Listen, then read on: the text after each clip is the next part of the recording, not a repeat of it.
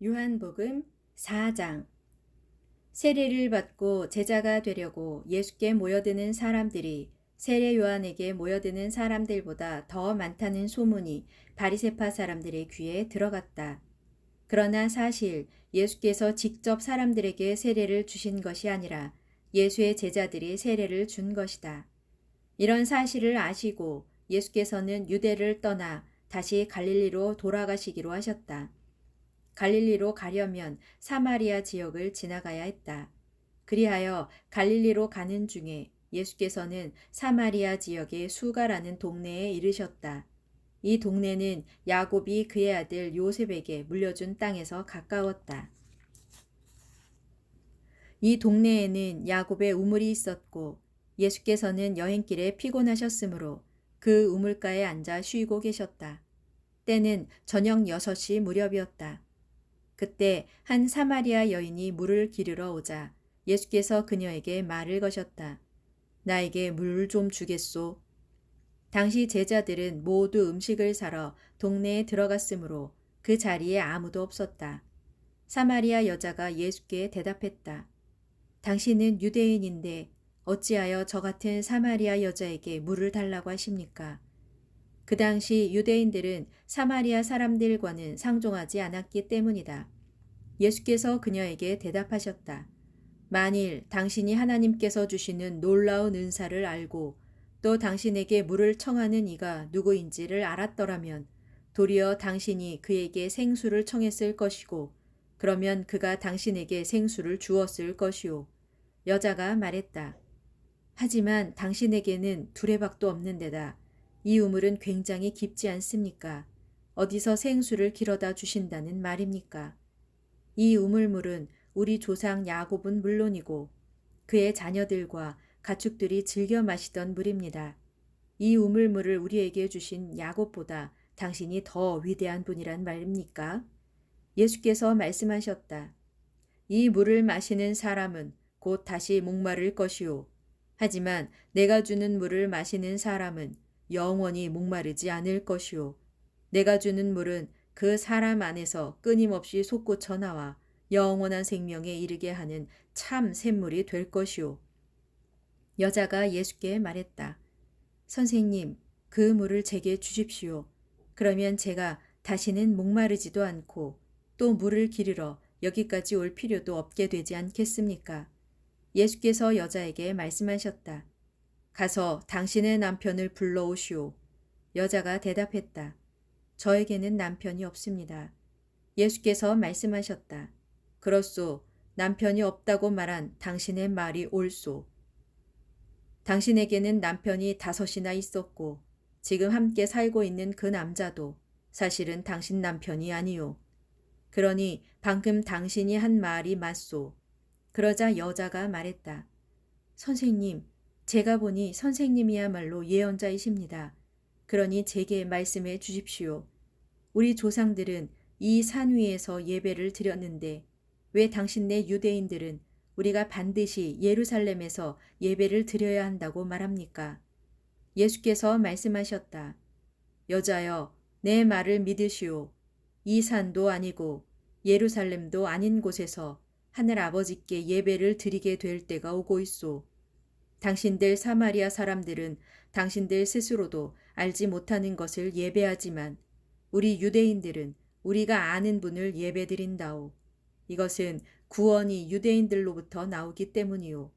그러나 참되게 예배를 드리는 사람들이 영과 진리로 하늘 아버지께 예배를 드릴 때가 오고 있소. 지금이 바로 그때요.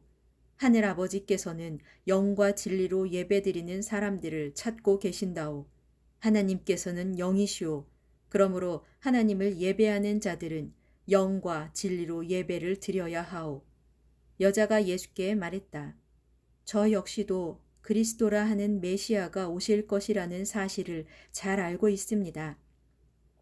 그분께서 오시면 우리에게 모든 것을 다 알려주실 것입니다. 그러자 예수께서 말씀하셨다.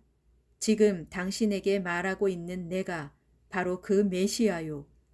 바로 그때 제자들이 돌아왔다. 그들은 예수께서 어떤 여자와 이야기를 나누고 계시는 것을 보고 놀랐다. 하지만 아무도 그 여자와 무슨 내용으로 왜 이야기를 나누었는지 묻는 사람이 없었다. 그 여자는 물동이를 우물가에 그냥 둔 채 동네로 달려가서 사람들에게 말했다. 모두들 나와보세요. 저의 과거를 낱낱이 알아맞히신 분이 계십니다. 가서 그분을 만나보세요. 그분이 바로 그리스도가 아닐까요? 그러자 동네 사람들이 모두 나와서 예수를 보려고 몰려들었다. 한편 그러는 동안에 제자들은 예수께 선생님 뭘 좀 드십시오 하고 음식을 권하고 있었다. 그러나 예수께서 제자들에게 말씀하셨다. 나에게는 너희가 알지 못하는 양식이 있다. 그 말을 듣고 제자들은 서로 수군거렸다. 누가 선생님께 음식을 갖다 드렸을까? 예수께서 말씀하셨다. 내 양식은 나를 보내신 분의 뜻을 이루고 그분의 일을 완성하는 것이다. 너희는 아직도 넉 달이 더 지나야 추수 때가 된다 하고 말한다. 그러나 나는 너희에게 말한다. 자, 눈을 들어 들판을 보아라. 벌써 곡식이 다 익어서 거두어 드릴 때가 되지 않았느냐. 추수하는 사람은 이미 품삯을 받고 영생에 이르는 열매를 거두어 드린다.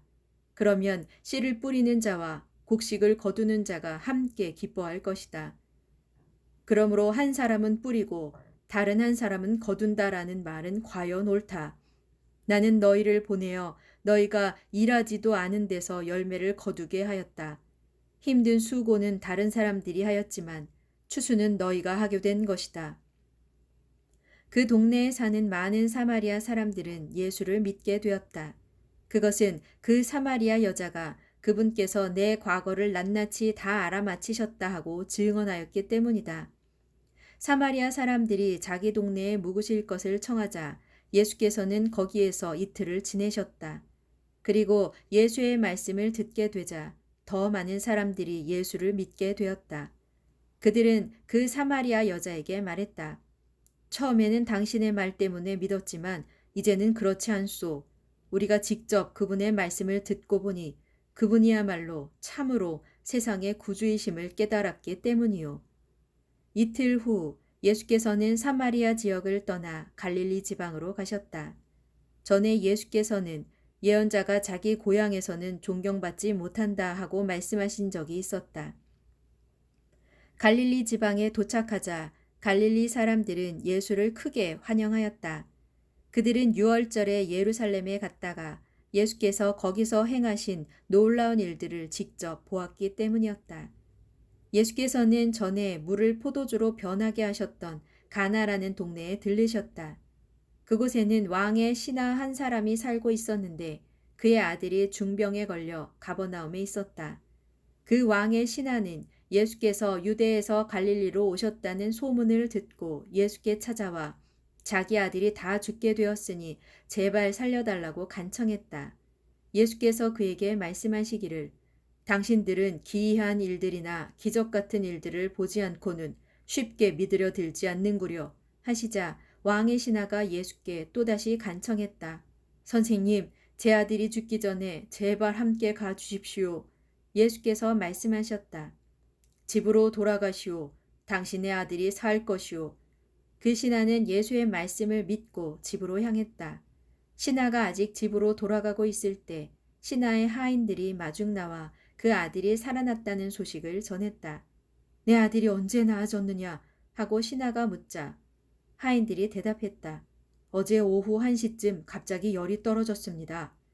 놀랍게도 그 시각은 예수께서 신하에게 당신의 아들이 살 것이오 하고 말씀하신 바로 그때였다. 이런 일로 말미암아 그 신하와 그의 집안 식구들은 모두 예수를 믿게 되었다. 이것은 예수께서 유대를 떠나 갈릴리로 오신 후에 행하신 두 번째 표적이었다.